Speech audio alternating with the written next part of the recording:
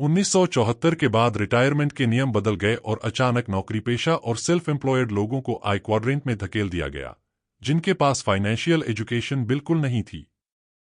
उन्होंने अपने पैसे इन रिटायरमेंट प्लान्स में लगाना शुरू कर दिया। फिर अचानक एक नई इंडस्ट्री जन्मी, जिसे कहा गया फाइनेंशियल प्लानर्स। आजकल सिर्फ 30 दिनों में फाइनेंशियल प्लानर बन जा सकता है, जबकि मसाज थेरेपिस्ट बनने में अभी भी 1.5 साल लगते हैं। समझे मेरी बात? म्यूचुअल फंड्स के बारे में आप क्या सोचते हो? मेरी राय में ये पैसे बनाने का बढ़िया जरिया है, खासकर अगर आप इन्हें दूसरों को बेचते हो। लोग, देखो, मेरा मानना है कि ये ऐसी जगह है जहां इंसान अपनी पैसे लगाकर सबसे ज्यादा नुकसान उठा सकता है। सच में, ये दूसरों को अमीर बनाते हैं। छुपे हुए फीस, खर्चे, और जब आप कंपाउंड इंटरेस्ट की बात करते हो, तो असल में कंपाउंड होते हैं खर्चे। अब मैं तुमसे पूछता हूं, अगर मैं कहूं कि लंबे टाइम तक 30 से 40 साल के लिए निवेश करो, तो तुम इसके बारे में क्या सोचते हो?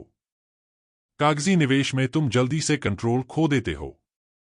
कागजी निवेश की खासियत है कि वो जल्दी नकदी में बदला जा सके, यही इसकी ताकत होती है।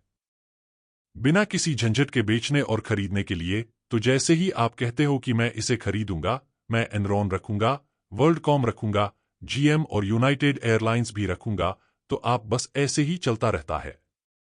लेकिन जब आप ये तय कर लेते हो कि मैं इसे रखूंगा, तो आपके पास असल में कितना कंट्रोल है?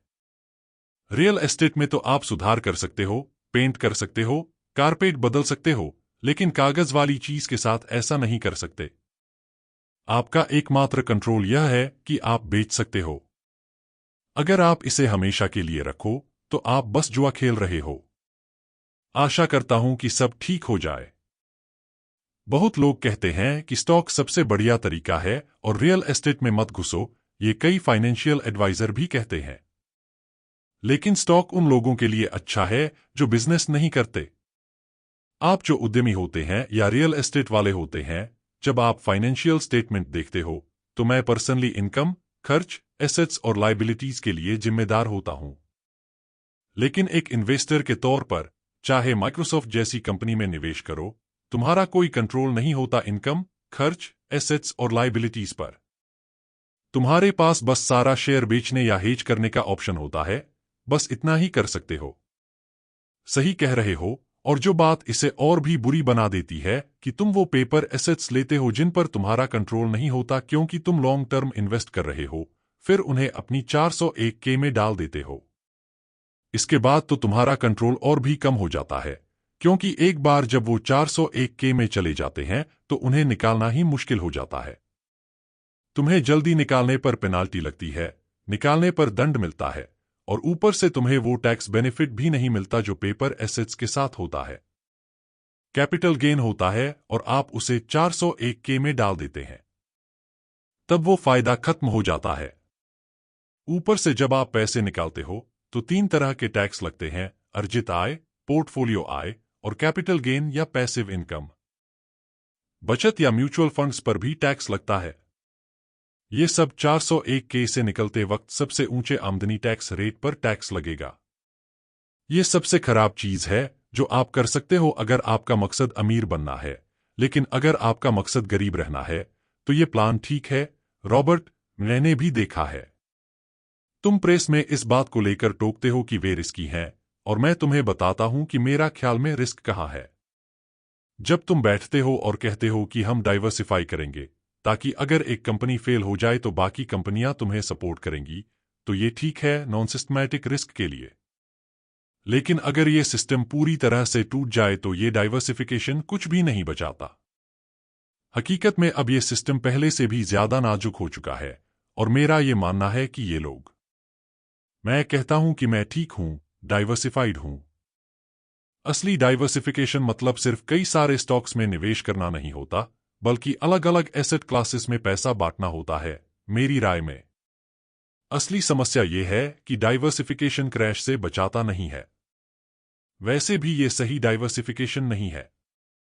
और बफेट, जो दुनिया के सबसे बड़े निवेशक माने जाते हैं, कहते हैं कि डाइवर्सिफिकेशन कुछ हद तक अज्ञानता से बचाने का तरीका है, पर यह अज्ञानता दोनों तरफ से होती है, जो आपको प्लान बेचता है और जो उसमें निवेश करता है। और यही सबसे बड़ी बात है। जो बात मुझे सच में परेशान करती है वो ये है कि जब केनी और मैं रियल एस्टेट खरीदते हैं तो हम हमेशा इंश्योरेंस लेते हैं, है ना? हाँ, बिल्कुल। और जब हम कार चलाते हैं तो कार की इंश्योरेंस होती है, सही? तो क्या म्यूचुअल फंड्स के लिए भी इंश्योरेंस होती है? खैर, औसत आदमी के लिए नहीं। क्या आपके 401k में ऐसा कुछ है कि जो आप इसमें डालो वो रिटायरमेंट तक रहे? अब सोचो, अगले 5 साल में आपके घर के जलने की संभावना ज्यादा है या आपके फंड के खत्म होने की? और मैं दोबारा कहूंगा, हम सब कारें चलाते हैं जिनको इंश्योरेंस होता है।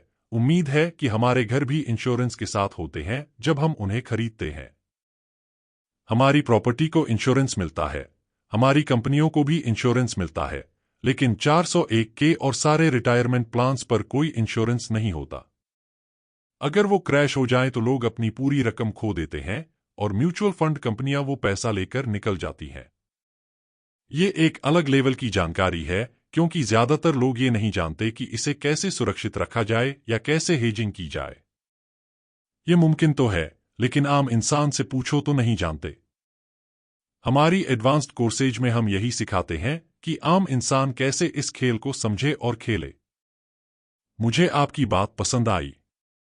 कमेंट में कहा गया कि अगर आप आम आदमी से पूछो, मुझसे फर्क बताओ, तो ये एक बहुत ही बेसिक सवाल है।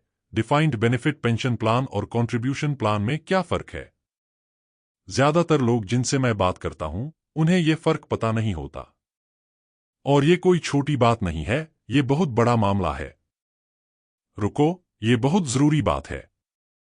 देखो, 1974 में रिटायरमेंट के नियम बदल गए।